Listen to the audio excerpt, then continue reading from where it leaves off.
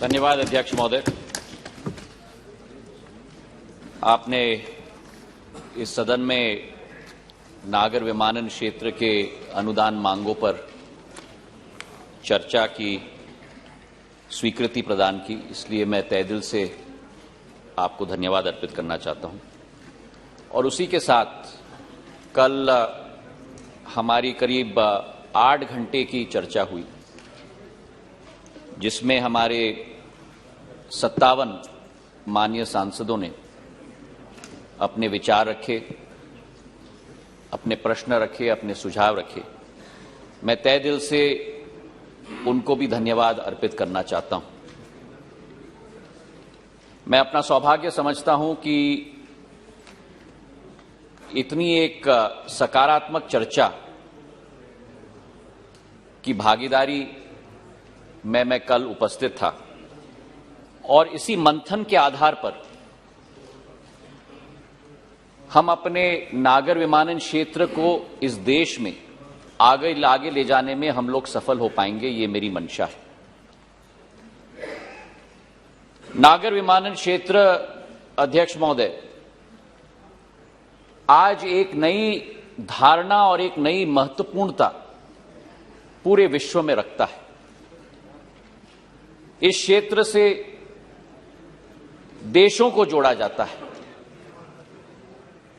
इस क्षेत्र से लोगों को जोड़ा जाता है, इस क्षेत्र से दिलों को जोड़ा जाता है। और इसलिए ये वक्त की पुकार है, जो क्षेत्रीय संपर्क की आशा अभिलाषा देश की हर वासी की, ये आज वक्त की पुकार बन चुकी है। और भारत का एक बहुत लंबा और गौरवशाली इतिहास नागर विमानन क्षेत्र का रहा है। बहुत अरसे से हम लोग इस क्षेत्र में वर्ल्ड लीडर्स रहे। पहली एविएशन कंपनी की हम बात करें, पहले हमारे पायलट्स की हम बात करें, पहले हमारे एंटरप्रेन्योर्स की हम बात करें, और खास करके जैसे महुआ जी ने कल कहा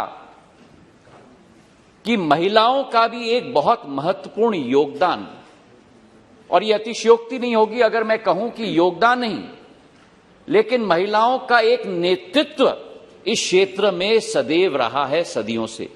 अध्यक्ष महोदय, वर्तमान में भी मुझे खुशी हो रही है सदन को सूचित करते हुए कि जहां विश्व भर में हर देश में केवल 5% पायलट्स महिलाएं हैं, वो केवल भारतवर्ष है जहां हमारे देश के पायलट्स में से 15% हमारी महिला पायलट्स हैं। ये महिला सशक्तिकरण का एक बेहतरीन उदाहरण है, महिला नेतृत्व का एक बेहतरीन उदाहरण है। नागर विमानन क्षेत्र के परिदृश्य में आज पिछले 20-25 सालों में बहुत परिवर्तन हुआ है। अध्यक्ष महोदय, पुराने जमाने में 2 सदियों पूर्व यह देखा जाता था कि जहां बड़े बड़े शहर हैं वहीं मांग उठती थी कि हमें एयरपोर्ट चाहिए, हमें कनेक्टिविटी चाहिए, हमें संपर्क चाहिए। लेकिन आज वो पैराडाइम, वो विचारधारा, वो सोच बिल्कुल परिवर्तित हो गई है। और इस तरीके से परिवर्तित हुई है कि जहां एयरपोर्ट बनता है, जहां हवाई जहाज पहुंचता है, उस क्षेत्र का विकास और प्रगति सुनिश्चित हो जाता है। कनेक्टिविटी के आधार पर, क्षेत्रीय संपर्क के आधार पर विकास और प्रगति की समुद्र उस क्षेत्र में बहने लगती है।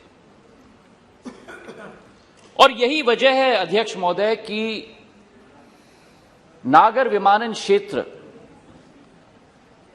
आज भारत में हमारे आर्थिक पहिए का एक बहुत महत्वपूर्ण अंग बन चुका है। अगर नागर विमानन क्षेत्र का हम इकोनॉमिक मल्टीप्लायर इफेक्ट देखें तो जो 100 रुपए का निवेश नागर विमानन क्षेत्र में किया जाता है उसका आर्थिक लाभ घरेलू उत्पादन के लिए 310 रुपए होता है।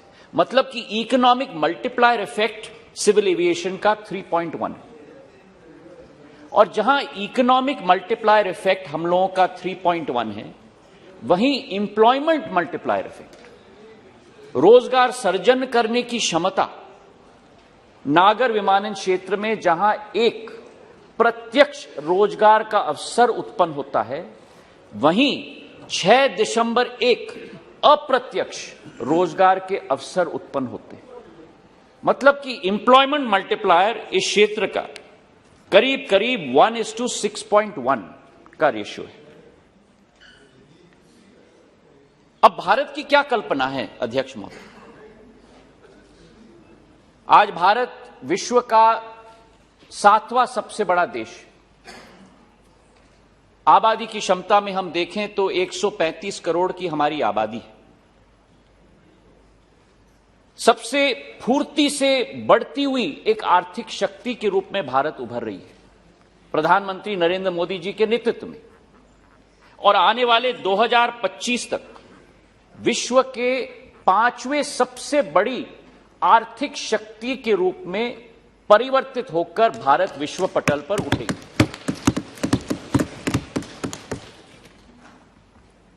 अब इस परिदृश्य में, जैसे कई हमारे सांसदों ने कल कहा, India is the 3rd largest domestic aviation market in the world today. और कोविड आने के पहले सबसे तेज रफ्तार से यह क्षेत्र बढ़ रहा था, और इसके पीछे 5 कारण। एक, आर्थिक रूप से तेज रफ्तार से बढ़ता हुआ देश, क्षेत्रीय संपर्क में तेजी से बढ़ोतरी, तीसरा intense competition, super normal profits नहीं। टेलीकॉम की तरह एक जमाना था 1993 में, जब ये डब्बे हमारे पास नहीं होते थे, 1 लाख रुपए का डब्बा आता था और 16 रुपए प्रति मिनट उसका दाम होता था। आज डब्बा 5,000 रुपए में आता है और वॉइस तो पूरी तरह से निःशुल्क हो चुका है। और यही परिवर्तन धीरे धीरे नागर विमानन क्षेत्र में भी आया है, इंटेंस कंपटीशन के आधार पर। तो जो अर्थशास्त्र में कहा जाता है, low volume high margin market के बजाय हाई वॉल्यूम लो मार्जिन के मार्केट के रूप में परिवर्तित ये क्षेत्र भी हो चुका है। तो 1, ग्रोइंग इकोनॉमी, 2, क्षेत्रीय संपर्क में बढ़ोतरी, तीसरा इंटेंस कंपटीशन, चौथा कंपेटिटिव एयरफेयर्स, और 5वां एक बढ़ती हुई डिमांड, एक मांग क्षेत्रीय संपर्क के लिए और ट्रैवल के लिए। पर यहां मैं थोड़ा रुकना चाहता हूं अध्यक्ष महोदय, क्योंकि हम लोगों का दायित्व केवल जहाज एयरपोर्ट तक सीमित नहीं। और मैं धन्यवाद अर्पित करना चाहता हूं मेरे सभी साथियों को, मेरे बुजुर्गों को। प्रधानमंत्री जी के नेतृत्व में जब जब देश में संकट का समय आया है, प्रवासी भारतीयों को, देश के वासियों को विश्व के किसी भी कोने पे ऑपरेशन लगाकर हमारे देशवासियों को सुरक्षित वापस लाने का काम प्रधानमंत्री जी के नेतृत्व में किया गया। और इसकी एक लंबी कड़ी है। नेपाल में जब भूकंप आया था तो ऑपरेशन मैत्री 2015 में चलाई गई थी। ऑपरेशन राहत जब येमेन में लड़ाई उत्पन्न हो चुकी थी तो ऑपरेशन राहत के तहत मार्च अप्रैल 2015 में 6,710 हमारे नागरिकों को, जिनमें केवल 4,800 भारतीय नागरिक थे और 1,962 विदेशी नागरिक थे, उनको भी हम वापस लेके आए। 2016 में ऑपरेशन संकट मोचन, साउथ सुदान में जब युद्ध का माहौल तैनात हुआ था, वहां 153 भारतीय नागरिक और 2 हमारे पड़ोसी देश के नेपाल के नागरिकों को हमने सुरक्षित वापस घर लाया। और 2021 में अभी ऑपरेशन देवी शक्ति, जहां अफगानिस्तान से 670 हमारे निवासियों को हम वापस सुरक्षित घर वापस लेके आए। तो ये एक सिलसिला प्रधानमंत्री जी के नेतृत्व में कई सालों से चल रहा है। लेकिन जो स्थिति इस बार निर्मित हुई यूक्रेन के अंदर, युद्ध का माहौल, 22-23 हजार हमारे बच्चे वहां फंसे हुए, गोली बारूद का वातावरण, यह अतिशयोक्ति नहीं होगी अगर इस सदन के पटल में मैं कहूं कि केवल हमारे प्रधानमंत्री जी के नेतृत्व की क्षमता के आधार पर और संकल्प के आधार पर उन्हें हम वापस सुरक्षित लेके आ पाए। और यह मैं समझाना चाहता हूं क्योंकि यह केवल एक देश का विषय नहीं था। जो संदर्भ मैंने आपको पहले दिए वो एक देश के संदर्भ में थे। हमारे प्लेन्स, हमारे विमान, हमारा एयरफोर्स यूक्रेन नहीं जा पा रहा था क्योंकि एक युद्ध का वातावरण था। तो आसपास के 5 पड़ोसी देशों के साथ संपर्क साझा प्रधानमंत्री ji, Moldova, Romania, Slovakia, Poland, Hungary, 5 देशों के मुखियाओं के साथ, प्रधानमंत्री, राष्ट्रपतियों के साथ संपर्क साझा, उनकी सहायता मांगी। यूक्रेन और रूस के राष्ट्रपतियों के साथ संपर्क साझा युद्ध के वातावरण में कि एक कॉरिडोर बनाओ ताकि मेरे बच्चों को हम लोग सफलतापूर्वक सुरक्षित वापस लेके आए। और यही कारण है अध्यक्ष महोदय कि पहली बार इतिहास में देश की 90 विमान, 90 फ्लाइट्स, एक देश नहीं 4 देशों तक पहुंचाए गए। 90 फ्लाइट्स पहुंचाए गए 5-5 एयरपोर्ट्स पे और 22,000 हमारे बच्चों को हम लोग सुरक्षित वापस लेके आए। और इस विषय पर मैं धन्यवाद अर्पित करना चाहता हूं हमारे भारतीय वायुसेना को भी। 4 C-17 ग्लोब मास्टर्स, 14 सॉर्टीज लगाई और उसी के साथ इंडिगो के 35 फ्लाइट्स, एयर इंडिया के 14 फ्लाइट्स, गो फर्स्ट के 6 फ्लाइट्स, एयर एशिया के 3 फ्लाइट्स, एयर इंडिया एक्सप्रेस के 9 फ्लाइट्स, स्पाइस जेट के 9 फ्लाइट्स। हर विमान कंपनी ने दिल खोलकर कहा कि राष्ट्र की आपत्ति है, हम आके आपकी सहायता करेंगे। और इस संकट के वातावरण में अध्यक्ष महोदय, केवल भारतीय नागरिक नहीं, नेपाल के नागरिकों को, बांग्लादेश के नागरिकों को, अफ्रीका के कई नागरिकों को हम लोग सुरक्षित वापस लेके आए। और इस चित्र के पीछे कई ऐसे अनजान चेहरे हैं और इस सदन के समक्ष में प्रस्तुत करना चाहता हूं। हमारे राजदूत, हमारे मिशंस और कई ऐसे हमारे सरकारी कर्मचारी जिनको पासपोर्ट ऑफिस से लेकर इन देशों में भेजा गया मदद करने के लिए, और रात दिन सरहद पर खड़े रहे एक एक बस को कंपनी करने के लिए ताकि हमारे बच्चों को हम लोग सुरक्षित वापस लेके आए। आसान वातावरण नहीं था। तो आज इस सभा और इस सदन से मैं धन्यवाद अर्पित करना चाहता हूं हमारे एयरलाइंस को, हमारे पायलट्स को, हमारे क्रू को, हमारे राजदूत के मिशन के लोगों को, हमारे प्रवासी भारतीयों को, जिन्होंने उन देश में एक एक प्रवासी भारतीय ने वहां आकर कहा कि आप जो चाहो हम करेंगे, हम खाना बनाएंगे, हम बस आपके लिए अरेंज करेंगे, जो भी संभव हो पाए। और यही भारत की शक्ति है अध्यक्ष महोदय। किसी और देश ने ऐसा कैंपेन शायद मेरे इतिहास में तो 20 साल के जनसेवा के इतिहास में कभी नहीं देखा मैंने जो भारत ने। और जब हम वहां थे तो दूसरे देश के नागरिक हमसे पूछ रहे थे कि ये कैसे संभव हो पाया। तो एक जनसेवा और एक विचारधारा सेवा की इस क्षेत्र के साथ भी जुड़ी है अध्यक्ष महोदय। ये संकट का विषय है अध्यक्ष महोदय कि यह क्षेत्र हर कई साल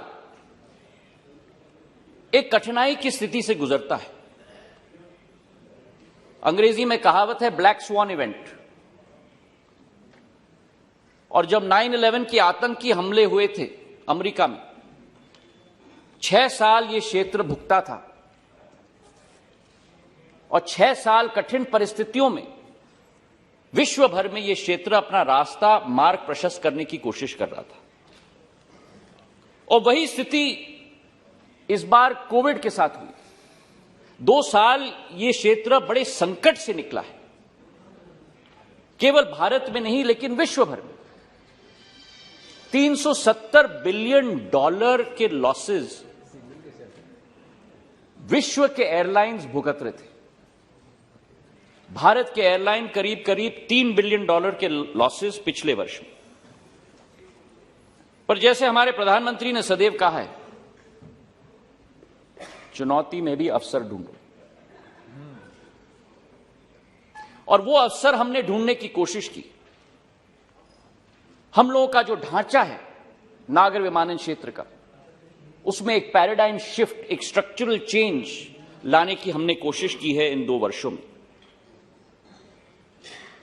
आत्मनिर्भर भारत की सोच विचारधारा से प्रचलित करने की कोशिश की। गति शक्ति की योजना, कन्वर्जेंस, हाईवेज के बीच में, रोड्स के बीच में, पोर्ट्स के बीच में, सिविल एविएशन के बीच में, यह नई सोच विचारधारा इस चुनौतीपूर्ण वातावरण में तैनात करने की हमने कोशिश की। और इसी का फल है अध्यक्ष महोदय कि जो हमारी ग्रोथ बहुत मजबूती की ग्रोथ थी 2013-14 से 2018-19 तक, 15% का हमारा कैगर था, कंपाउंडेड एनुअल ग्रोथ रेट प्रतिवर्ष। 2013-14 में हमारे देश में करीब 6,70,00,000 यात्री थे।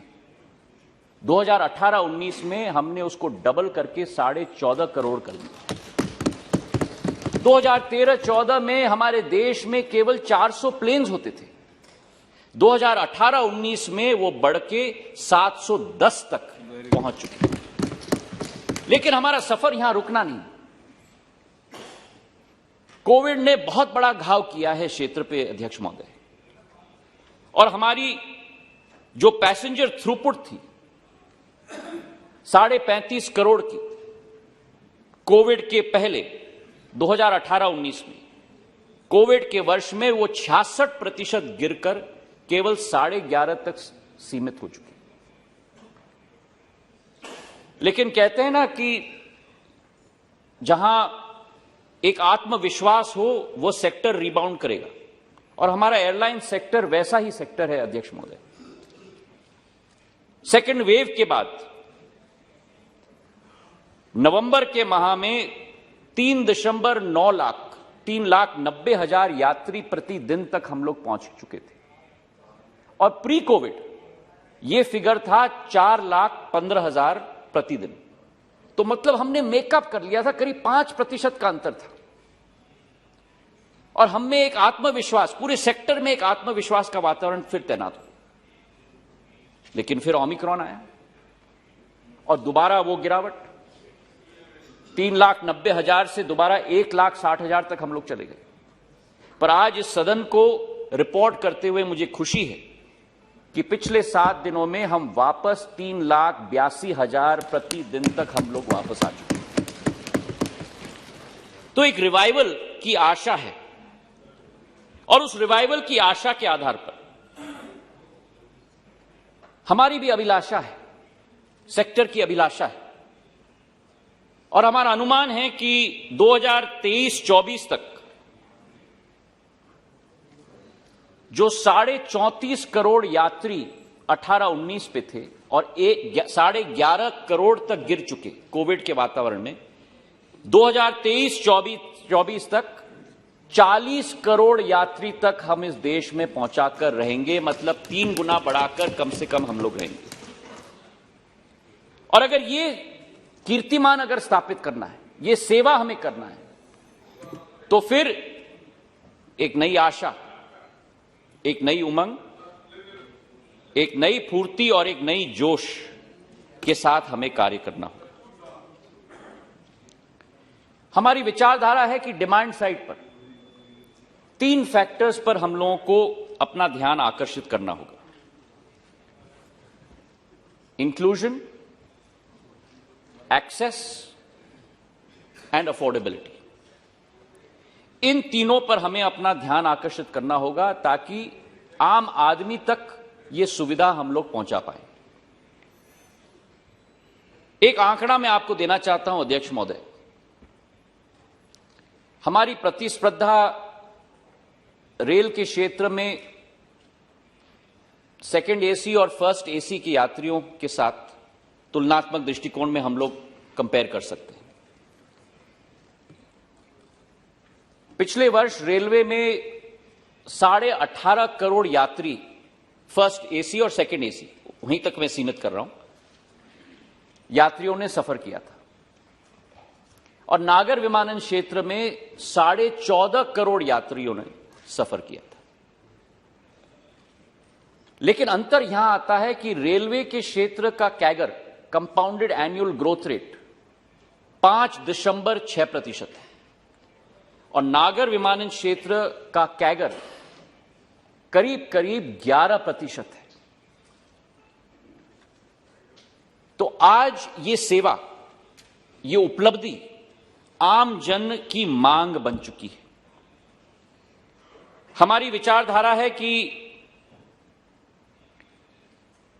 अगर इसे हमें सक्षम कराना होगा तो हम लोगों को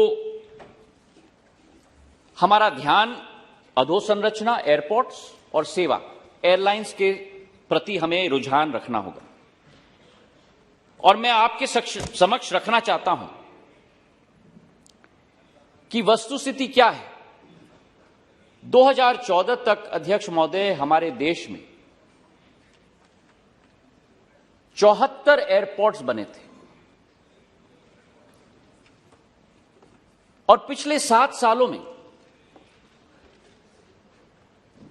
हमारे क्षेत्र में 66 नए एयरपोर्ट्स बने हैं। मतलब वो 74 अब 140 बन चुका है। मतलब करीब करीब उस कैपेसिटी को हमने डबल किया।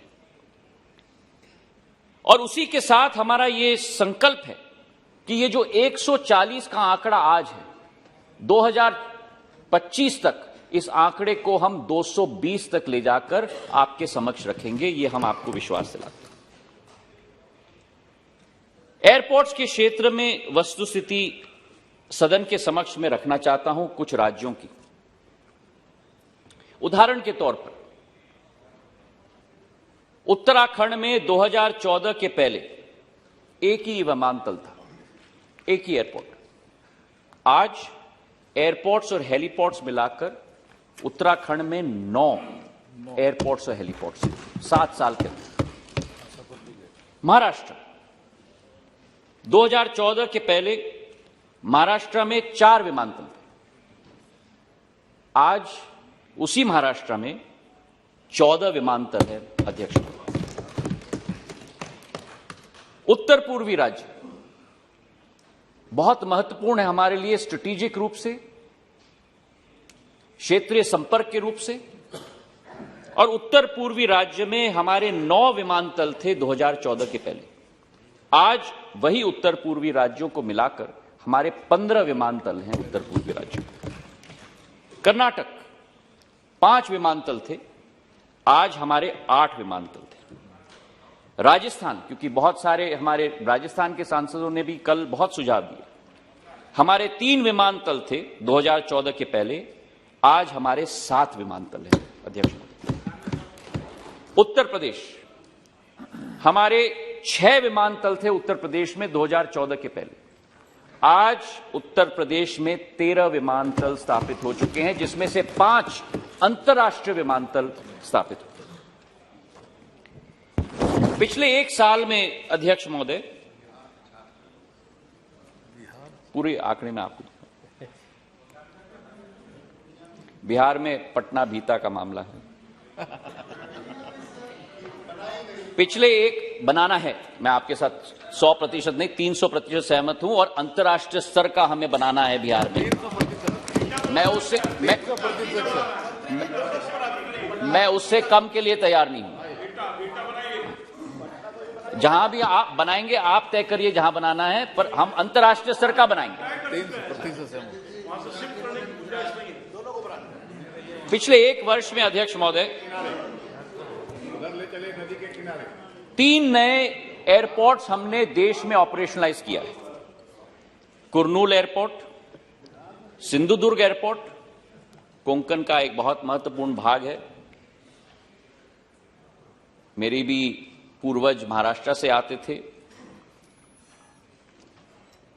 शिवाजी महाराज के क्षेत्र का एक अभिन्न अंग है। कुशीनगर का एयरपोर्ट, बौद्ध सर्किट, और ये कुशीनगर का एयरपोर्ट उत्तर प्रदेश का एयरपोर्ट नहीं रहेगा, ये भारत का एयरपोर्ट नहीं रहेगा, ये विश्व भर का एयरपोर्ट बनेगा, क्योंकि बुद्ध सर्किट के सारे श्रद्धालु कुशीनगर में आएंगे।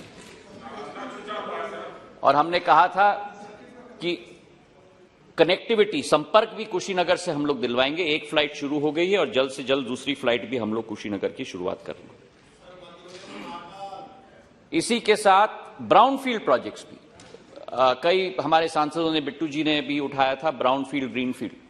ब्राउनफील्ड प्रोजेक्ट्स भी मतलब जो स्थानीय एयरपोर्ट्स हैं उनका विस्तारीकरण। देहरादून का नया टर्मिनल बिल्डिंग 325 करोड़ का तैयार हो चुका है, और अगरतला में एक नया टर्मिनल बिल्डिंग त्रिपुरा में 450 करोड़ रुपए का तैयार हो चुका है। और इसके पहले नए एयरपोर्ट्स हमारे दुर्गापुर, शिरडी, पाक्योंग, कन्नूर और कलबुर्गी के तैयार हो चुके थे। हमारी विचारधारा है कि 13 नए ग्रीनफील्ड एयरपोर्ट्स को हम लोग शुरुआत करें। और ग्रीनफील्ड और ब्राउनफील्ड में यह अंतर है कि ग्रीनफील्ड में आपका स्लेट बिल्कुल खाली है। जमीन अगर उपलब्ध हो तो जितने रनवेज हमें बनाना है, किस तरीके का टर्मिनल बनाना है, पर उसमें कई बार बहुत समय लग जाता है, क्योंकि जमीन अधिग्रहण करने में समय लग जाता है। ब्राउनफील्ड के क्षेत्र में यथावत जल्दी एयरपोर्ट बन जाएगा, लेकिन कई बार वो सीमित रह जाता है क्योंकि जमीन सीमित रहता है। तो हमारी स्ट्रैटेजी देश में होनी होगी दोनों पक्षों में, ब्राउनफील्ड भी और ग्रीनफील्ड भी, और यही हम लोगों की स्ट्रैटेजी आने वाले दिनों में होंगी। ग्रीनफील्ड में मोपा गोवा में एयरपोर्ट बन रहा है, 3000 करोड़ का, इस वर्ष तैयार हो जाएगा।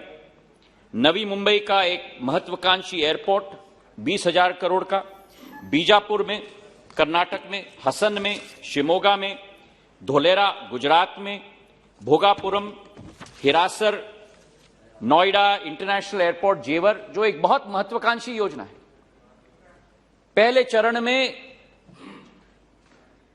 12 मिलियन पैसेंजर्स की क्षमता होगी और आखिरी चरण तक 70 मिलियन पैसेंजर्स, मतलब जो आज दिल्ली की क्षमता है वो जेवर में तैयार हो जाएगी आने वाले वर्षों में। और उत्तर भारत का नहीं लेकिन विश्व का अंतर्राष्ट्रीय एयरपोर्ट 5 रनवेज के साथ वहां स्थापित होगा। अध्यक्ष महोदय, होलोंगी पूरा अरुणाचल प्रदेश में 650 करोड़ का इसी वर्ष हम लोग तैयार करके जनता को हम लोग समर्पित करेंगे। कई मुद्दे अध्यक्ष महोदय यहां कल उठे थे, मैं आपको बताऊंगा। मध्य प्रदेश के तो रहने ही वाले हैं ना। आप मध्य प्रदेश मेरे ऊपर आप छोड़ दो। कई मुद्दे यहां उठे थे अध्यक्ष महोदय कि विनिवेश किया जा रहा है एयरपोर्ट्स का। ये सरकार एयरपोर्ट्स को बेच रही है।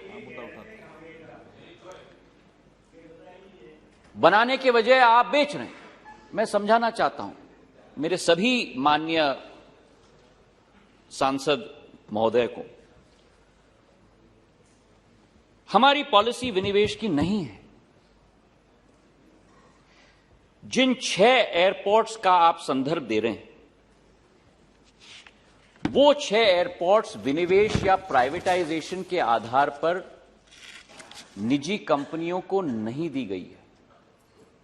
वो एयरपोर्ट्स केवल एक लीज स्ट्रक्चर के आधार पर 50 साल के लिए दी गई है।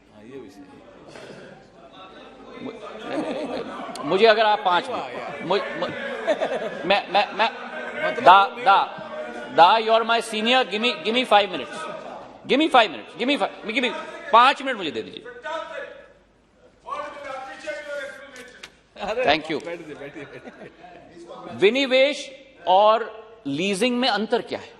यस, 4 अंतर है अध्यक्ष महोदय. पहला अंतर यह है कि विनिवेश में आप अपने स्थायी संसाधन को बेच देते हो, वो वापस कभी नहीं आएगा. लीजिंग स्ट्रक्चर में जैसे आप अपने घर को लीज करते हो, आप अपने ऑफिस स्पेस को लीज करते हो, किराए पे आप कुछ वर्षों के लिए देते हो. Point number 1. पॉइंट नंबर 2, वो भी मैं आपको बताऊंगा. पॉइंट नंबर 2, विनिवेश में केवल आपको एक रूप में राशि मिलती है कि जो आपका स्थायी संसाधन है उसका दाम क्या है हम आपको देंगे, उसके बाद tata bye bye.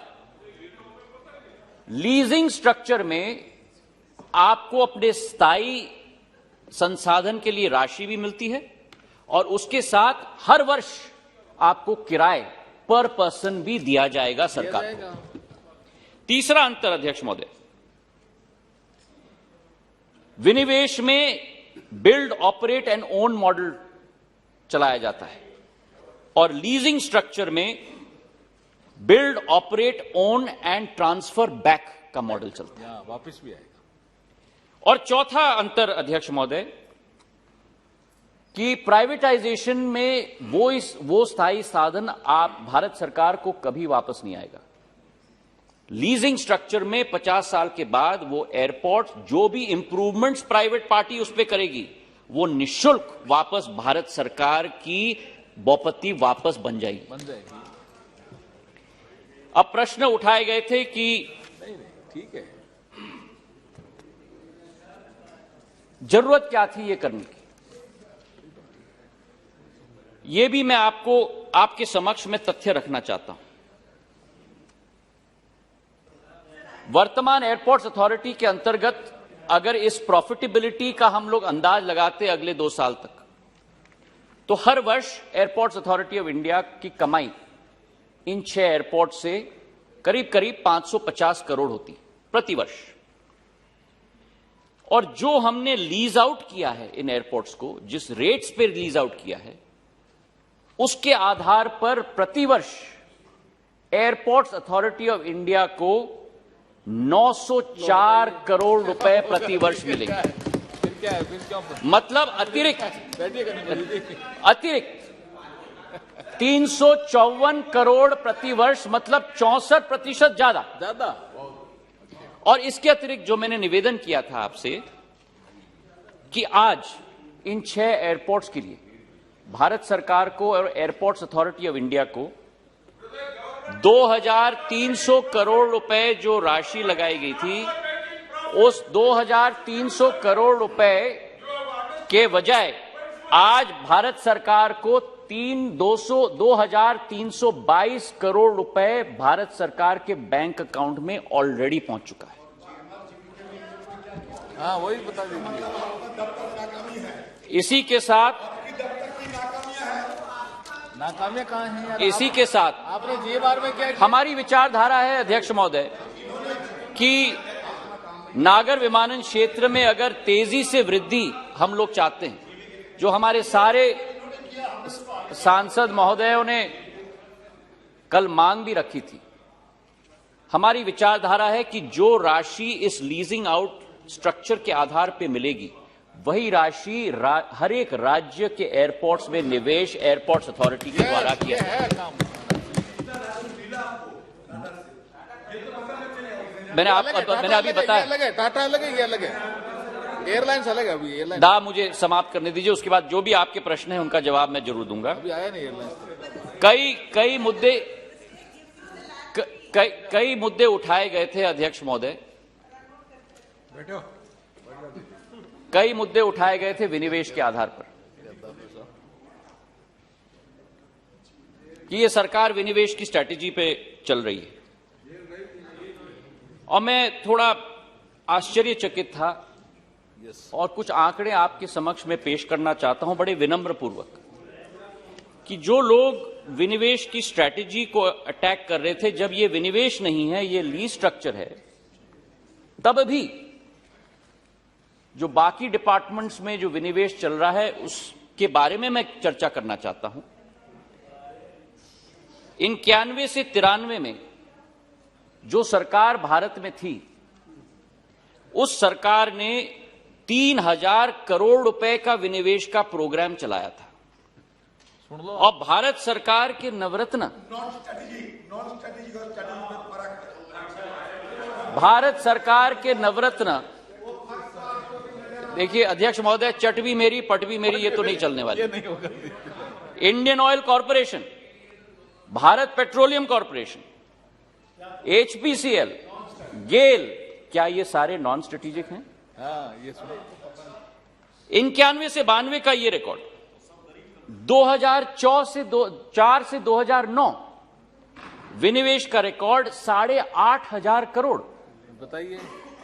NTPC, power finance corporation, power grid corporation, REC, Hindustan petroleum, Bharat petroleum. और 2009 से 14 तो अध्यक्ष महोदय विनिवेश का रिकॉर्ड 1,05,000 करोड़ तक पहुंचा। Coal India, NMDC, oil India, Rashtriya chemical fertilizers, NALCO, SAIL, ITDC, MMTC, NFL, STC, engineers India, Indian oil corporation, national hydro electric power corporation, power grid, BHEL, NHPC. मैं तो इतना ही निवेदन करना चाहता हूं अध्यक्ष महोदय, बड़े विनम्र पूर्वक, मेरे संसद के साथी शशि थरूर जी ने कहा था, और शायद ठीक कहा था, और मैं भी सहमत हूं, quote unquote, hope wisdom prevails.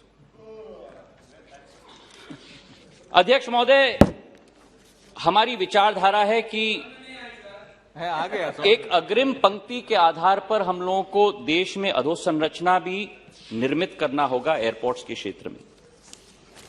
और सदन के पटल पे मैं समर्पित भाव से पेश करना चाहता हूं कि 2025 तक हमने कुछ टारगेट्स निर्धारित किए, दोनों ब्राउनफील्ड और ग्रीनफील्ड दोनों पर अध्यक्ष महोदय। एयरपोर्ट्स अथॉरिटी ऑफ इंडिया के द्वारा, जो भारत सरकार की कंपनी नागर विमानन मंत्रालय के अंतर्गत आती है, ब्राउनफील्ड प्रोजेक्ट्स में 42 नए एयरपोर्ट्स हम लोग स्थापित करेंगे 25,620 करोड़ रुपए से। और ग्रीनफील्ड एयरपोर्ट्स 2025 तक 3 नए एयरपोर्ट्स, होलोंगी, हिरासर और धोलेरा, 3 नए एयरपोर्ट 3,500 करोड़ का, मतलब एयरपोर्ट्स अथॉरिटी ऑफ इंडिया अकेले 28,980 करोड़ रुपए का निवेश करेगा नागर विमानन क्षेत्र के एयरपोर्ट्स के अधीन। इसी के साथ मैं मानता हूं कि आज देश में केवल सरकार अपने आप आगे नहीं बढ़ सकता, निजी क्षेत्र को भी हमें साथ में लेना होगा। और निजी क्षेत्र से भी हमने एक प्लान बनवाया है। ग्रीनफील्ड के क्षेत्र में निजी क्षेत्र के 4 एयरपोर्ट्स बनेंगे, मोपा, नवी मुंबई, जेवर और भोगापुरम।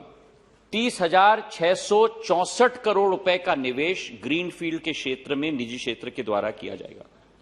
और ब्राउनफील्ड के क्षेत्र में 7 नए एयरपोर्ट्स की विस्तारीकरण की जाएगी, जिसमें दिल्ली, बेंगलोर, हैदराबाद, लखनऊ, मैंगलोर, गुवाहाटी और अहमदाबाद, कुल मिलाकर 34,000 करोड़ रुपए का निवेश ब्राउनफील्ड एयरपोर्ट्स में मिलाकर, मतलब एयरपोर्ट्स अथॉरिटी और निजी क्षेत्र को मिलाकर अध्यक्ष महोदय 1 लाख करोड़ रुपए का करीब करीब निवेश का प्रोग्राम है अगले 2-3 सालों के अंदर भारत के अंदर। हमारी विचारधारा है अध्यक्ष महोदय कि एयरलाइन और एयरपोर्ट्स के साथ सबसे महत्वपूर्ण है last mile connectivity, inter state travel और इंट्रा स्टेट ट्रैवल। और इस क्षेत्र में प्रधानमंत्री जी की सोच और विचारधारा, उनका संकल्प अगर एक परिवर्तन पिछले 7 साल में इस नागर विमानन क्षेत्र में आया है तो असली रूप में इस नागर विमानन क्षेत्र का लोकतांत्रिकरण प्रधानमंत्री जी के द्वारा किया गया है। Very good. The democratization of civil aviation has taken place in the last 7 years. जो ये क्षेत्र कुछ चुने हुए लोगों तक सीमित होता था आवागमन की सुविधा के लिए, इसके दरवाजे खोले गए हैं उड़े देश के आम नागरिक की योजना के आधार पर। अध्यक्ष महोदय, हजारों लोगों की, लाखों लोगों की आशा और अभिलाषा है। जैसे हमारे सांसदों ने भी कल, बहुत लोगों ने कहा, वो प्लेन दिखता था कि ऊपर कोई चंद्रमा की तरफ जा रहा है।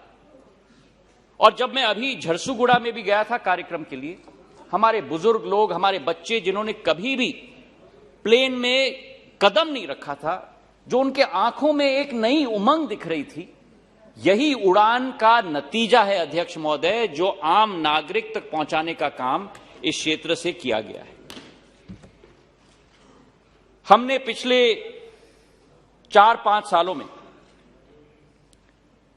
409 रूट्स को प्रचलित किए हैं, 66 नए एयरपोर्ट्स को ऑपरेशनलाइज किया है, जिसमें 8 हेलीपोर्ट्स हैं और 2 वाटरड्रोम्स हैं,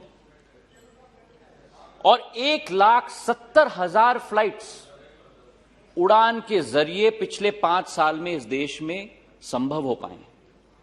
करीब करीब 91 लाख लोग उड़ान के आधार पर एक नई आशा और उमंग से अपना जीवन आगे ज्ञापन कर रहे हैं। और जो ग्रोथ भी है अध्यक्ष महोदय, नॉन मेट्रो एयरपोर्ट्स में उड़ान से 5% ग्रोथ संभव हो पाया है, और 11 नए एयरलाइंस केवल उड़ान के आधार पर, जिसमें 3 स्टार्टअप्स हैं, वो उड़ान के आधार पर संभव हो पाए। हमारी योजना में 4,500 करोड़ का निवेश की विचारधारा है 124 एयरपोर्ट्स में, जिसमें करीब करीब 2,500 करोड़ रुपए खर्च हो चुके हैं। और हमारा टारगेट है कि 2024 तक 100 नए एयरपोर्ट्स को हम लोग उड़ान योजना के तहत स्थापित करेंगे, जिसमें से 66 आज स्थापित हो चुके हैं। कल बजट के चर्चा में उड़ान योजना पर मेरे कई सहभागियों ने, मेरे सांसदों ने बजट के आवंटन पर बहुत सारे प्रश्न किए। मैं आपके समक्ष आंकड़े रखना चाहता हूं अध्यक्ष महोदय। 2020-21 की बी में बजट का आवंटन उड़ान योजना के लिए 485 करोड़ था, जिससे बजट एस्टिमेट 21-22 में 600 करोड़ तक बढ़ाया गया। इस 600 करोड़ में बहुत बड़ा भाग है अधोसंरचना के लिए, निवेश के लिए 470 करोड़ रुपए निवेश का भाग है। और जब हमने वित्त मंत्रालय को दिखाया कि हमारी क्षमता ज्यादा है खर्च करने के लिए, तो रिवाइज एस्टिमेट में वो 600 करोड़ को बढ़ाकर उन्होंने 994 करोड़ किया, मतलब 66% वृद्धि की। अब कल आपत्ति लगी थी कि केवल 600 करोड़ का इस साल का आवंटन किया गया, पर मैं आपसे हाथ जोड़ के निवेदन करना चाहता हूं कि यह केवल बजट एस्टिमेट है। मैं आपको विश्वास दिलाता हूं कि हमारी खर्च करने की क्षमता के आधार पर वित्त मंत्रालय ने हमें आश्वासन दिया है कि कोई भी फंड्स की कमी नहीं रखी जाएगी, जितना भी खर्च होगा वो उड़ान योजना के लिए दिया जाएगा। उड़ान योजना के साथ जुड़ी हुई कई मार्मिक कहानियां हैं अध्यक्ष महोदय। 1-2 का विवरण मैं करना चाहता हूं। दरभंगा हमारा एक बहुत ऐतिहासिक शहर है, मैथिली संस्कृति के साथ जुड़ा हुआ है, और यहां की हवाई पट्टी जो है अध्यक्ष महोदय, वो आजादी के पूर्व बनाई गई थी, और एक प्राइवेट एयरलाइन दरभंगा एविएशन वहां फ्लाइट संचालित करती थी 1950 और 62 के बीच में। उसके बाद पूरी तरह से ये नागर विमानन नक्शे से गायब हो गया देश के। ये केवल प्रधानमंत्री जी का संकल्प था कि 9 नवंबर 2020 को पहला प्लेन दिल्ली से दरभंगा में लैंड हुआ, और आज वही दरभंगा बिहार के उत्तर भाग के 14 जिलों को जोड़ता है, और दिल्ली, मुंबई, बेंगलोर और हैदराबाद और कोलकाता के साथ आज दरभंगा जुड़ चुका है। 9 महीने में अप्रैल से दिसंबर तक, फरवरी तक 9-10 महीनों में अध्यक्ष महोदय, जब कोविड का प्रकोप था, इस दरभंगा से 5.25 लाख लोगों ने सफल यात्रा कायम की। ये क्षमता है उड़ान की। जो लोग आलोचना कर रहे थे उड़ान की, कोविड के वातावरण में भी बहुत मेहनत मशक्कत के आधार पर लोगों के आशाओं और अभिलाषाओं पर उतरने की हमने कोशिश की। यही कहानी झरसुगुड़ा की, उड़ीसा की।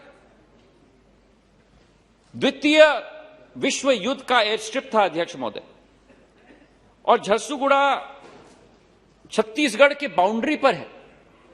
भुवनेश्वर से अध्यक्ष महोदय 350 किलोमीटर दूर है, 7 घंटे लगते हैं उसी राज्य में भुवनेश्वर से झरसुगुड़ा पहुंचने के लिए।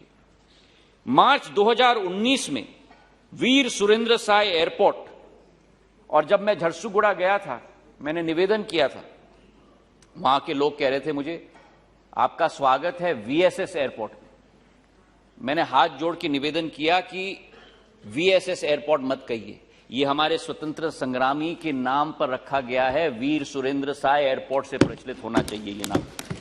और आज झरसुगुड़ा देश के 6 शहरों से जुड़ा हुआ है, दिल्ली से, बेंगलोर से, कोलकाता से, हैदराबाद से, रायपुर से, और उसी राज्य में भुवनेश्वर के साथ भी।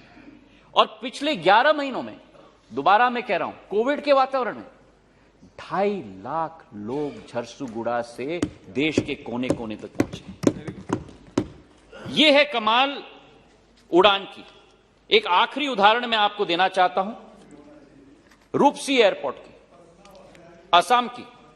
8 मई 2021 को गुवाहाटी और कोलकाता से रूपसी को जोड़ा गया था, और यह गेटवे है केवल असम के जिलों के लिए नहीं, केवल कोकराझार, धुबरी, बोनगांव, गोपालपुरा, गोलपरा जिलों के लिए नहीं, लेकिन आसपास के बंगाल के राज्य, बंगाल के साथ साथ मेघालय और कुछ भूटान के क्षेत्रों के साथ भी जुड़ा रखता है। यह 7वां ऑपरेशनल एयरपोर्ट है असम में और 14वां नॉर्थ ईस्ट में।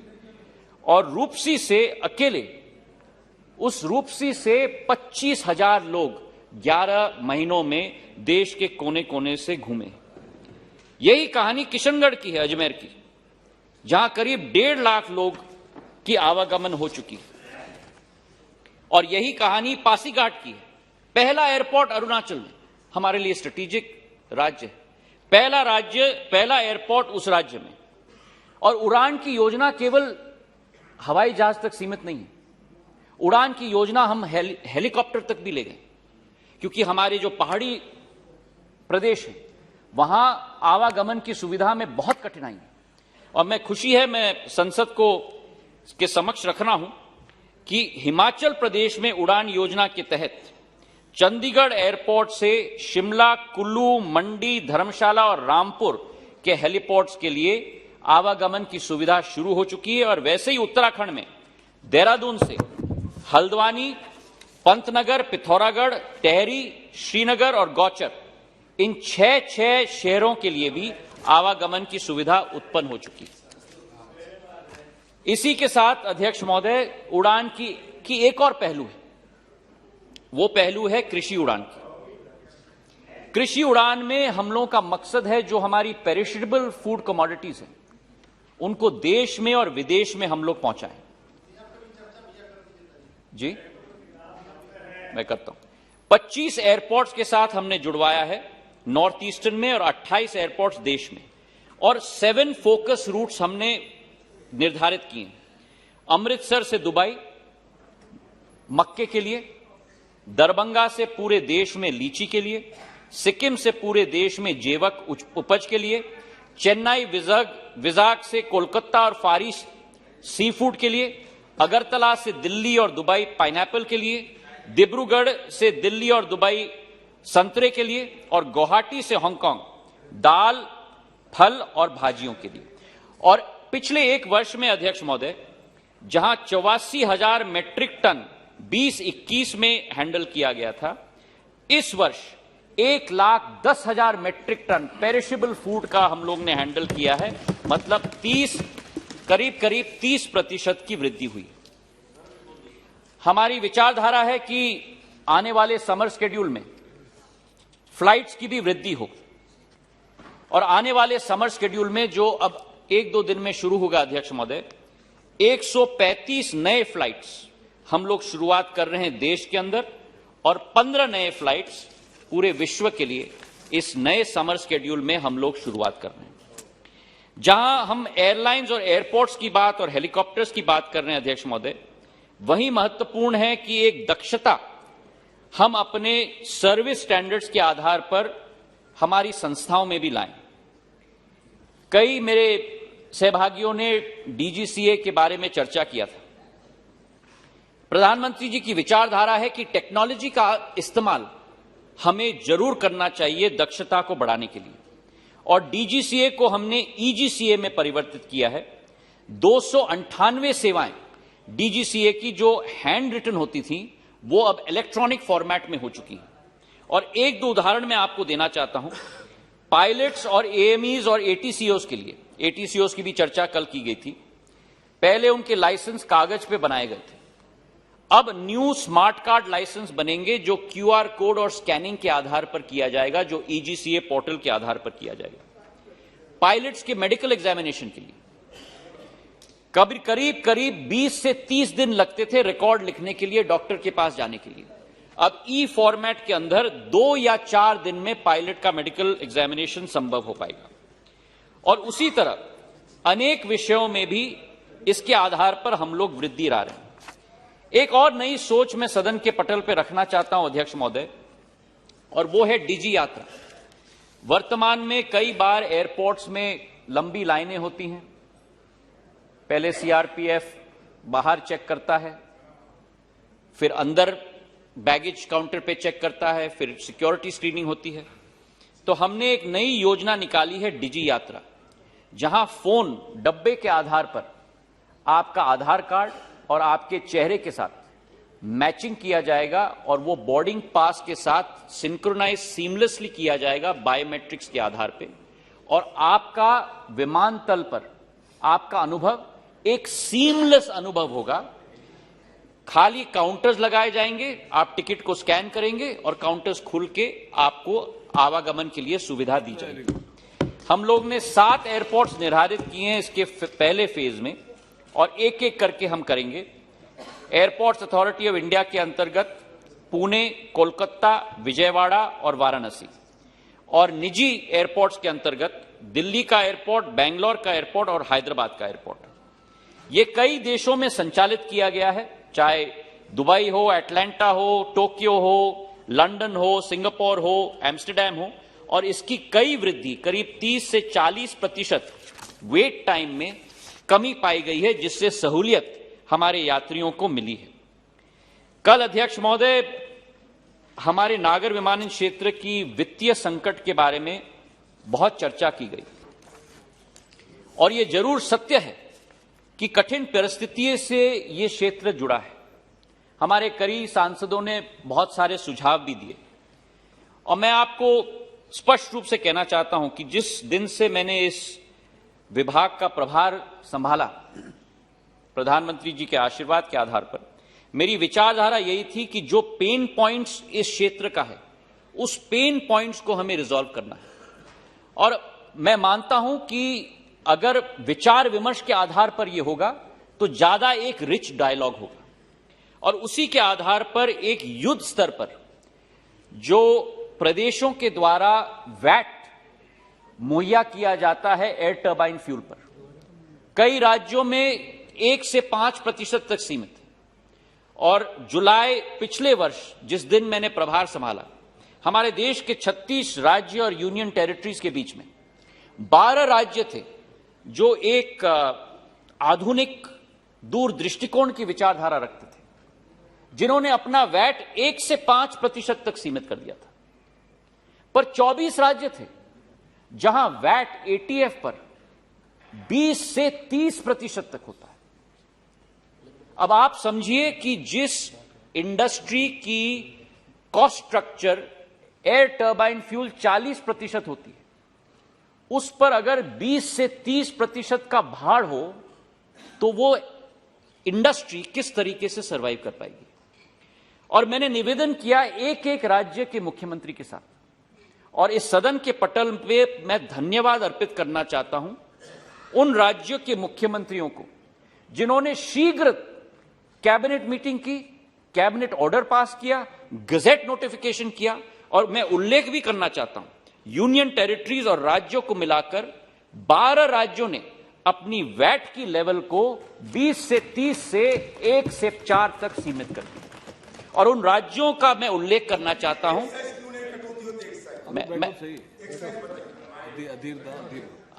अध्यक्ष महोदय, कई अनुभवों में यही विचारधारा होती है कि अच्छा भी है तो विरोध करो और बुरा भी है तो विरोध करो, और हम तैयार हैं उसे छाती पे लेने के लिए। अंडमान और निकोबार यूनियन टेरिटरी 10% वैट लगता था, वहां के संचालक ने 1% तक सीमित कर दिया। त्रिपुरा राज्य 15% वैट लगता था, त्रिपुरा ने 1% तक सीमित कर दिया।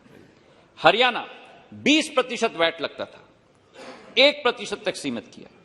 उत्तर प्रदेश 21% वैट लगता था, आज 1%। लद्दाख 26% वैट लगता था अध्यक्ष महोदय, आज 1%। जम्मू कश्मीर 26% वैट लगता था अध्यक्ष महोदय, आज 1%।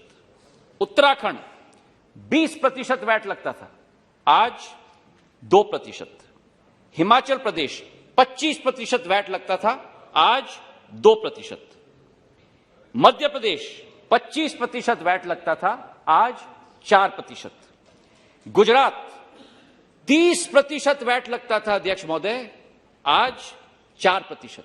और कर्नाटक, जहां बेंगलोर एयरपोर्ट स्थापित है, सबसे बड़ा मेट्रो एयरपोर्ट स्थापित है, वहां 28% वैट लगता था, आज केवल 18%।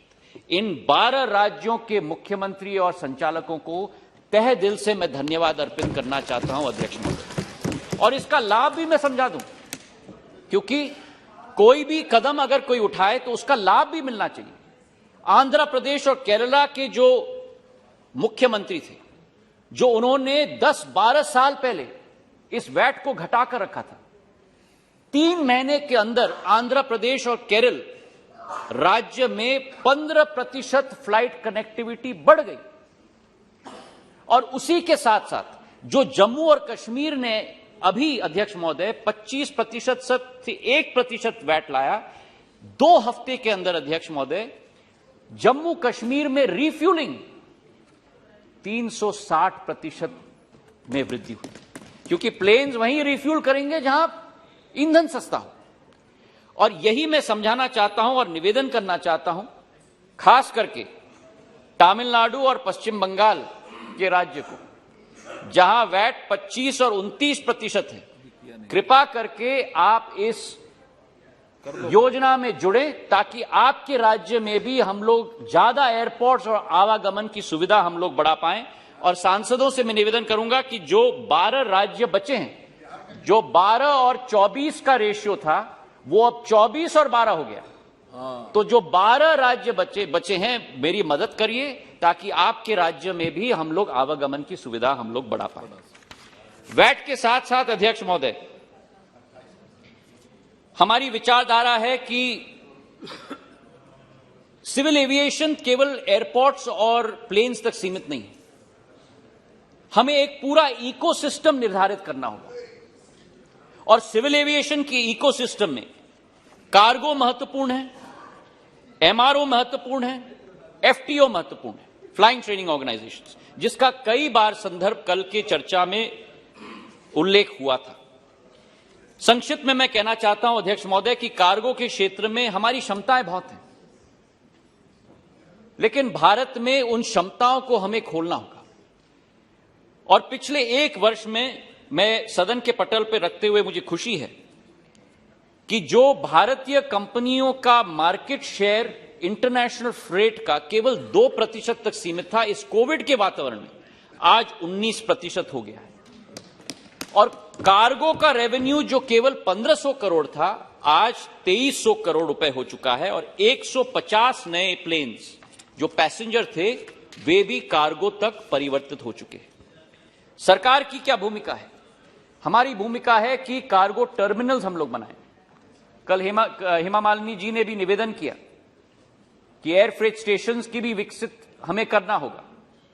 और मैं सदन को सूचित करना चाहता हूं कि भारत सरकार की जो कंपनी है एयर क्लास, उसके आधार पर जो वर्तमान में हमारे 21 इंटरनेशनल कार्गो टर्मिनल्स हैं, 33 डोमेस्टिक कार्गो टर्मिनल्स हैं, 2 कुरियर के कार्गो टर्मिनल्स हैं, और पिछले 2 वर्षों में कोविड के वातावरण में 16 अतिरिक्त पैसेंजर टर्मिनल्स विकसित किए हमने कार्गो के लिए। और आने वाले 3 साल में 33 नए कार्गो डोमेस्टिक टर्मिनल्स हम बनाने जा रहे हैं ताकि इस क्षेत्र को भी हम लोग विकसित कर पाए। कार्गो के साथ साथ फ्लाइंग ट्रेनिंग ऑर्गेनाइजेशंस में भी हमें एक नई ऊर्जा लानी होगी। वर्तमान में अध्यक्ष महोदय हमारे 34 एफटीओज हैं देश में, 229 एयरक्राफ्ट हैं फ्लाइंग ट्रेनिंग के लिए। और पिछले 1 वर्ष में मैं आपको बताना चाहता हूं अध्यक्ष महोदय, कोविड कार्यकाल में भी हमारे करीब 862 नए कमर्शियल पायलट्स लाइसेंस इशू किए गए हैं, जिसमें से 504 भारतीय एफटीओज के द्वारा किए गए हैं, जो अपने आप में एक रिकॉर्ड रहा है। आने वाले 1 वर्ष के अंदर 9 नए एफटीओ स्थापित होने जा रहे हैं, बेलगावी में, जलगांव में, कलबुर्गी में, खजुराहो में और लीलाबारी आसाम में। और दूसरा फेज टेंडर प्रोसेस का हमने शुरुआत किया है 15 नए एफटीओज 10 नए एयरपोर्ट में, जिसमें कूच बिहार, तेजू, झरसुगुड़ा, देवघर, मीरठ, किशनगढ़, हुबली, कडप्पा, भावनगर और सालम। इन सभी को हम लोग एक नया एफटीओ भी देने के लिए हम लोग प्रयासरत हैं। हमारी विचारधारा है कि नई तकनीक के आधार पर नई टेक्नोलॉजी भी हम लोग लेके आए। और प्रधानमंत्री की विचारधारा है कि ऐसे क्षेत्रों में अपना ध्यान हमें आकर्षित करना होगा जहां भारत एक फॉलोअर न हो लेकिन एक ग्लोबल लीडर हो। और ड्रोन क्षेत्र, जिसका संदर्भ कल गडकरी साहब दे रहे थे अपने उद्बोधन में, एक ऐसा ही क्षेत्र है जहां भारत एक नया कीर्तिमान स्थापित कर सकता है। हमने 1 वर्ष के अंदर नए रूल स्थापित किए, एक नया पीएलआई स्कीम हम लेके आए हैं 120 करोड़ का, एक नया एयर स्पेस मैप हम लेके आए हैं। और हमारा विश्वास है कि अनेक मंत्रालयों के साथ मिलकर इस ड्रोन को पूरे देश के कोने कोने और गांव-गांव तक हम लोग प्रचलित करें। ये ड्रोन टेक्नोलॉजी की क्षमता है कि करीब 10,000 डायरेक्ट जॉब मैन्युफैक्चरिंग में और करीब 5 लाख रोजगार के अवसर ड्रोन सर्विस इंडस्ट्री में हम लोग अर्पित कर पाएंगे। इसी विचारधारा के साथ इस ड्रोन टेक्नोलॉजी को हम लोग आगे ले जा रहे हैं। हमारी विचारधारा है अध्यक्ष महोदय कि नागर विमानन क्षेत्र एक बहुत महत्वपूर्ण क्षेत्र जरूर है, अंग है भारत की अर्थव्यवस्था का। और मुझे विश्वास है कि जो विवरण मैंने देने की कोशिश की है उससे इस क्षेत्र की महत्वपूर्णता, इस क्षेत्र की कंट्रीब्यूशन भारत के प्रति, इसका उल्लेख करने की जो मैंने कोशिश की है, उससे जो विचारधारा थी कि मंत्रालय क्या करता है, ये शायद जितनी भी कठिनाइयां हो या मस्तिष्क में गलतफहमियां हो, वो गलतफहमियां मुझे विश्वास है कि इस चर्चा के आधार पर अब दोबारा उभरेंगी नहीं। हमारा कर्तव्य है कि प्रधान सेवक के नेतृत्व में जन सेवक के रूप में हम लोग कार्य करें और वही एक विचारधारा इस नागर विमानन क्षेत्र में हम लोग रख रहे हैं। मैं कुछ प्रश्नों का जवाब देना चाहता हूं अध्यक्ष महोदय, अगर आपकी अनुमति हो, जो सांसदों ने उठाया था। और या तो पहला प्रश्न था शर्मिष्ठा सेठी जी का, बाकी का मैं जवाब के आधार पर जरूर भेजूंगा कि डीजीसीए और बीकैस के बजट में कटौती की गई है। मैं उनको निवेदन करना चाहता हूं कि बजट एस्टिमेट के आधार पर रेवेन्यू के हेड पर डीजीसीए का 16% वृद्धि इस साल के बजट में किया गया है, 180 करोड़ से 208 करोड़, और बी कैश का 44 करोड़ से करीब करीब 70 करोड़ 55% बढ़ोतरी की गई है। कई लोगों ने मुद्दा उठाया था शॉर्टेज ऑफ एटीसीओज। रवनीत जी ने उठाया था, महुआ जी ने उठाया था, रूडी साहब ने उठाया था, श्रीकंदन जी ने उठाया था, हनुमान बेनीवाल जी ने उठाया था, अधीर दा ने उठाया था। और मैं निवेदन करना चाहता हूं कि जो वृद्धि हुई है इस क्षेत्र में, 67 नए एयरपोर्ट्स बने हैं पिछले साल, उसके आधार पर जो सैंक्शन पोस्ट हैं 3,871, वर्तमान में 3,163 पोस्ट भरे हुए हैं, 708 पोस्ट खाली हैं। सदन के पटल पे मैं विश्वास दिलाना चाहता हूं कि 350 पोस्ट करीब करीब अगले 6 से 10 महीनों के अंदर भरे जाएंगे, और इसी के साथ साथ जो 361 पोस्ट हैं वो अगले 3 महीने के अंदर भरे जाएंगे। और इसके अतिरिक्त हमने एक प्रस्ताव मूव किया है कि 340 अतिरिक्त एटीसीओज का सैंक्शन वित्त मंत्रालय से हमें मिले, ताकि इसका संचालन अच्छे से हम लोग कर पाएं। अनेक एयरपोर्ट्स की चर्चा की गई थी। बिट्टू साहब ने कहा था कि, और अमर सिंह जी ने, कि हलवारा एयरपोर्ट जल्द से जल्द शुरू होना चाहिए। ये एक जॉइंट वेंचर है एयरपोर्ट्स अथॉरिटी ऑफ इंडिया और पंजाब सरकार के बीच में 51-49, और मैं आपको विश्वास दिलाता हूं कि मार्च 2023 तक ये एयरपोर्ट तैयार होकर आपको समर्पित और जनता को समर्पित किया जाएगा। इसी के साथ बिट्टू जी ने कहा था कि एक विमानतल पर लोकल संस्कृति कला का एक प्रस्तुतिकरण होना चाहिए। यही हमने अगरतला, देहरादून और कुशीनगर के एयरपोर्ट में दिखाया है। हम नहीं चाहते कि हमारे एयरपोर्ट्स विदेश के एयरपोर्ट्स के साथ बने।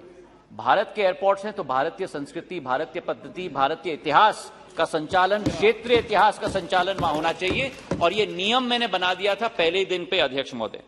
इसी के साथ महुआ जी ने बगडोगरा और श्रीनगर एयरपोर्ट का विस्तारीकरण की प्रश्न उठाया था। बगडोगरा एयरपोर्ट में स्टेट गवर्नमेंट ने अभी जमीन एआई को दी है। हम जल्द से जल्द इसकी कार्य शुरुआत हम लोग करेंगे। और श्रीनगर के लिए नया टर्मिनल बिल्डिंग बन रहा है 1000 करोड़ रुपए का, इसका डीपीआर भी पास हो चुका है और जल्द से जल्द कार्य शुरू होगा। इसके साथ आपने ले एयरपोर्ट की भी बात की थी। कैपेसिटी एक्सपेंशन चल रहा है और अगस्त 2023 तक यह समर्पित हो जाएगा क्षेत्र की जनता को। संतोष कुमार जी ने उठाया था पूर्णिया एयरपोर्ट के बारे में। नया टर्मिनल बिल्डिंग जब भारतीय वायुसेना हमें जमीन देगा, मैं आपको विश्वास दिलाता हूं कि 2 साल के अंदर नया टर्मिनल बिल्डिंग तैयार पूर्णिया एयरपोर्ट में करके आपको हम लोग समर्पित करेंगे। चेन्नई के लिए मुद्दा उठाया गया था द्वितीय एयरपोर्ट का। 4 साइट सजेस्ट किए गए थे तमिलनाडु सरकार के द्वारा। 2 साइट्स हमने स्वीकृत किए हैं। वो स्वीकृति का पत्र भी हमने आपके सरकार को भेजा है। जल्द से जल्द जवाब आए कौन सा साइट वो चूज करना चाहते हैं, और हम लोग तैयार हैं सेकंड एयरपोर्ट की शुरुआत चेन्नई में भी करने के लिए। शर्मिष्ठा जी ने पुरी की एयरपोर्ट के बारे में प्रश्न उठाया था। पुरी की एयरपोर्ट के लिए हमने फीजिबिलिटी रिपोर्ट उड़ीसा की सरकार को दे दिया है। उनके निर्णय के लिए हम लोग इंतजार कर रहे हैं। निर्णय आएगा, हम लोग तीव्र गति से वहां तैयार करेंगे। और एक डकोटा की शिफ्टिंग के बारे में कहा था बीजू पट्टनायक साहब का। कोई भी परमिशन अगर एयरपोर्ट्स अथॉरिटी ऑफ इंडिया के द्वारा दी जानी है, जल्द से जल्द हम लोग दिलवाएंगे, ये विश्वास मैं आपको दिलाता हूं। श्रावस्ती एयरपोर्ट के बारे में प्रश्न उठाया था। ये भी तैयार है कोड भी 19 सीटर एयरक्राफ्ट के लिए। लाइसेंसिंग की प्रक्रिया जारी है और जल्द से जल्द इसकी शुरुआत भी हम करेंगे। अध्यक्ष महोदय के क्षेत्र में कोटा एयरपोर्ट की भी बहुत दिनों से लोग इंतजार कर रहे हैं। राज्य सरकार जमीन देते ही उसका कार्य भी हम लोग शुरुआत करवाएंगे। अध्यक्ष महोदय, ये विश्वास मैं आपको दिलाता हूं।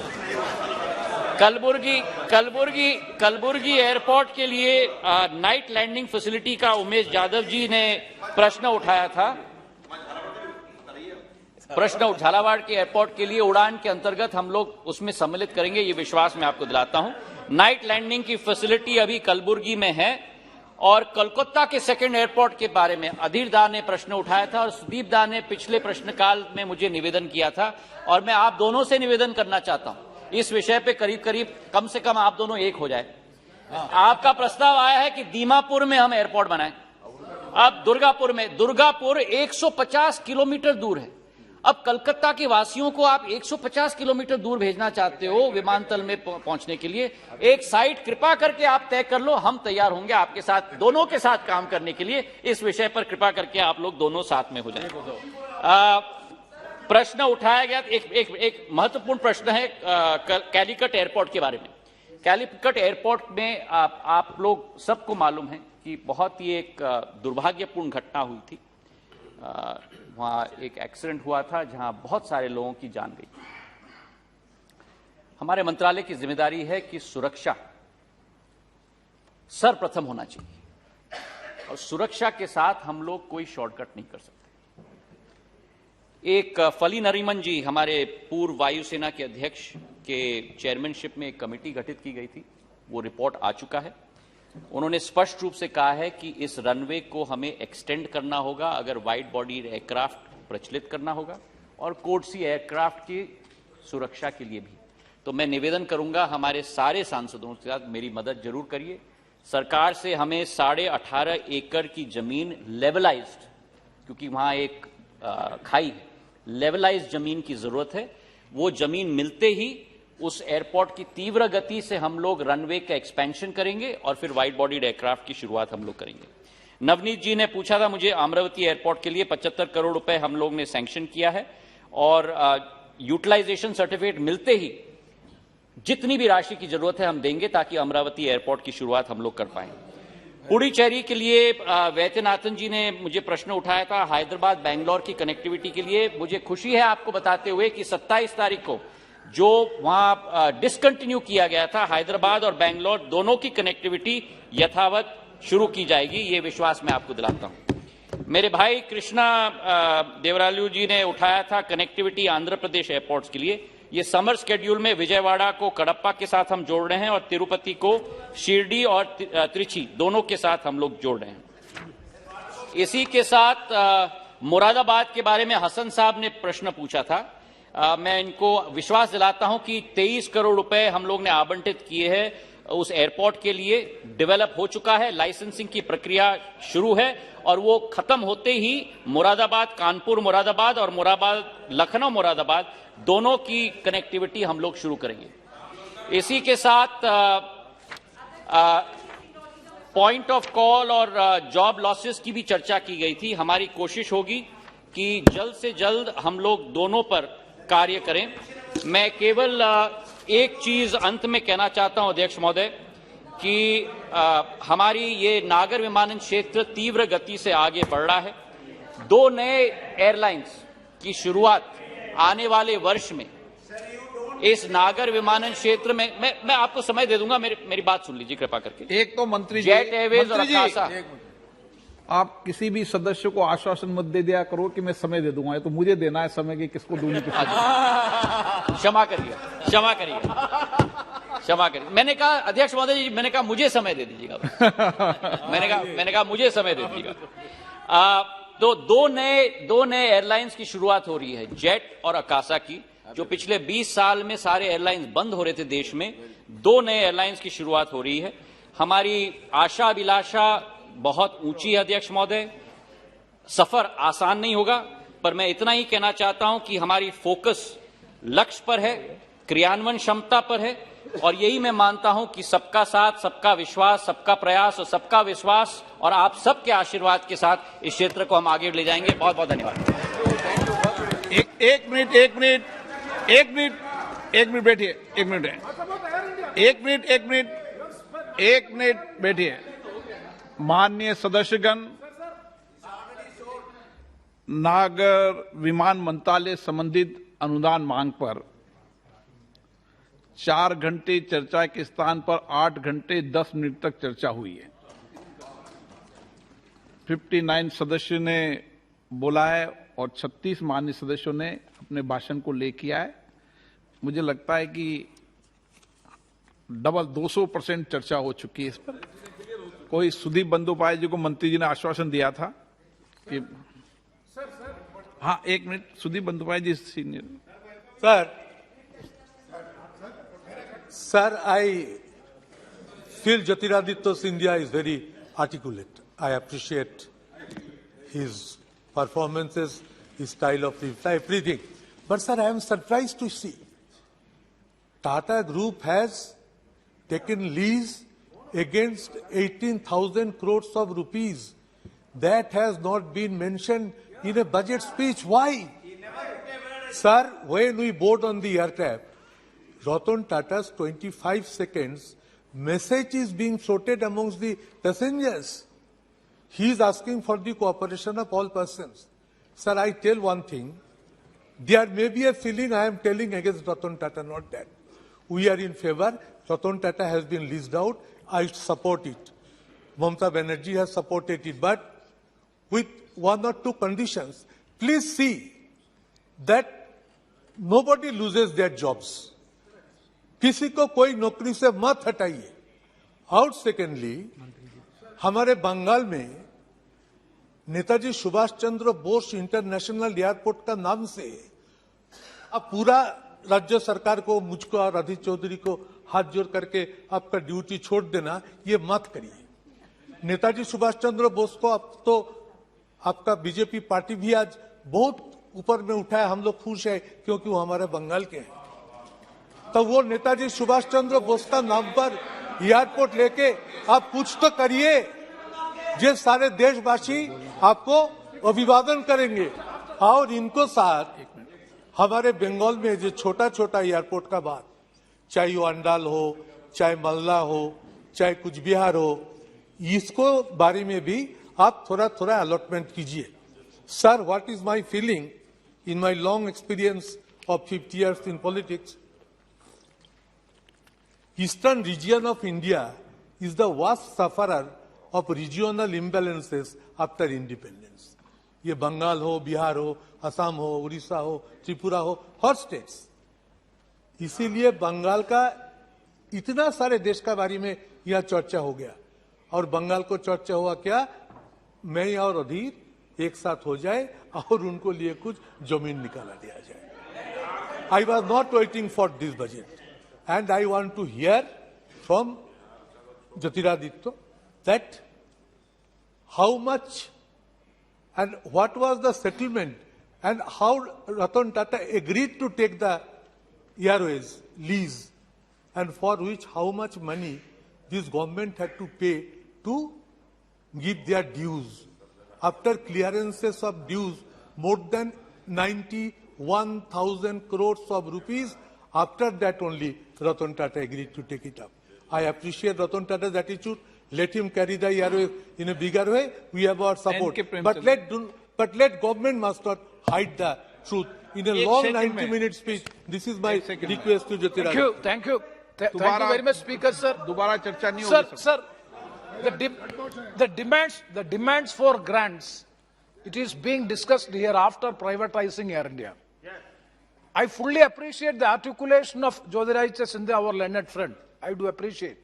But the focal point to be discussed and responded was regarding the privatization of Air India.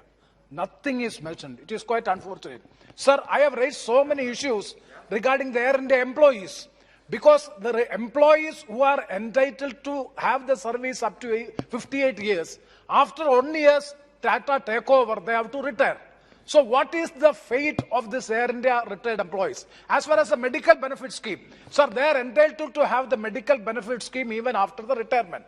So whether this medical benefit scheme and all other welfare schemes will be available to the Air India employees, these are the pertinent questions which we have put. Unfortunately, nothing has been answered. So kindly respond to these questions also. Thank you. So yesterday I was raising the airfare in Middle East passengers. The peak season, airlines companies raising the fare in a big way. So common passenger could not afford, especially the Middle East. So Honorable Minister is not replied that.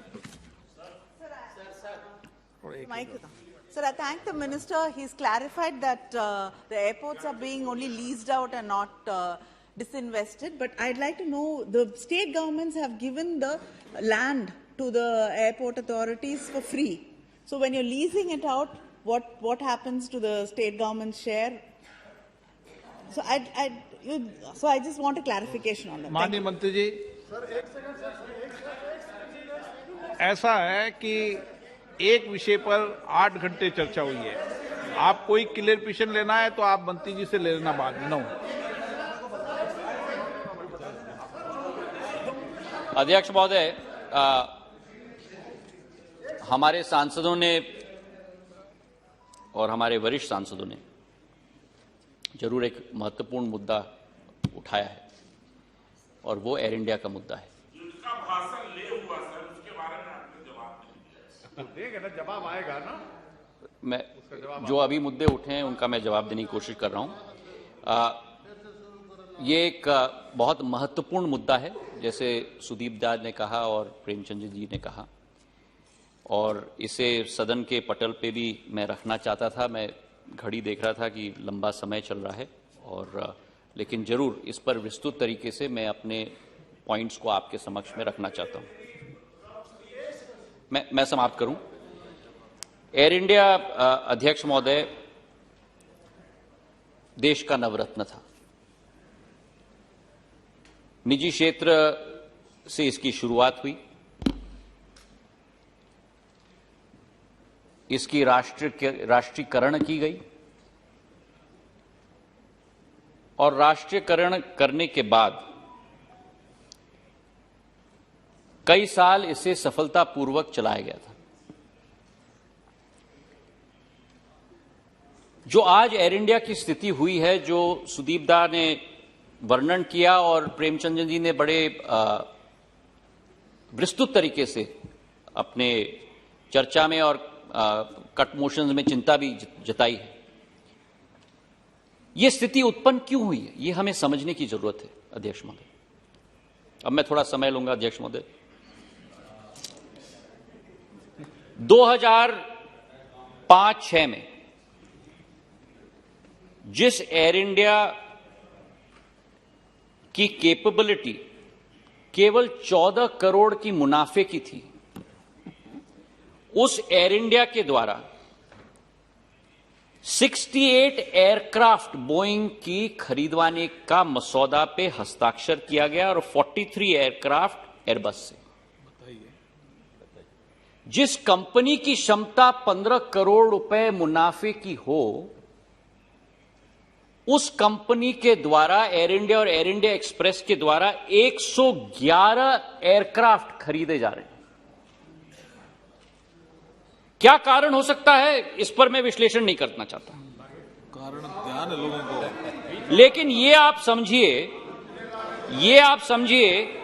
कि 2005 के पहले 2005 के पहले, अब सुनने की क्षमता रखिए गौरव जी। मैं 8 घंटे कल सुन रहा था, कृपा करके सुनने की क्षमता रखिए। 2005 के पहले जो, देखिए अध्यक्ष महोदय, जो एयर इंडिया 15 करोड़ की प्रॉफिट बनाती है और जो इंडियन एयरलाइंस 50 करोड़ की प्रॉफिट बनाती है, 55,000 करोड़ का डेट बर्डन लिया जाता है, 111 एयरक्राफ्ट खरीदी जाती हैं, और भाग क कि उस 111 एयरक्राफ्ट में से 15-20 777-300ER जो जरूरत है उससे ज्यादा खरीदी जाती हैं, और 5 एयरक्राफ्ट B300-200EK ये 13-14 में बेची जाती है। ये और कर दिया। 111 एयरक्राफ्ट आप खरीदें 55,000 करोड़ का, जिस कंपनी का डेट टू इक्विटी रेशियो, और इंडस्ट्री में देखा जाता है कि लेवरेज एक सीमा से ज्यादा नहीं लिया जाता किसी कंपनी में, नहीं तो कंपनी डूबेगी। जिस कंपनी का लेवरेज ऑलरेडी 5:1 है, मतलब डेट 5 और इक्विटी 1, उसमें आप 55,000 करोड़ का आप ऋण लेते हो, और उसके बाद केवल ये नहीं, लेकिन दोनों कंपनीज का मर्जर करते हो।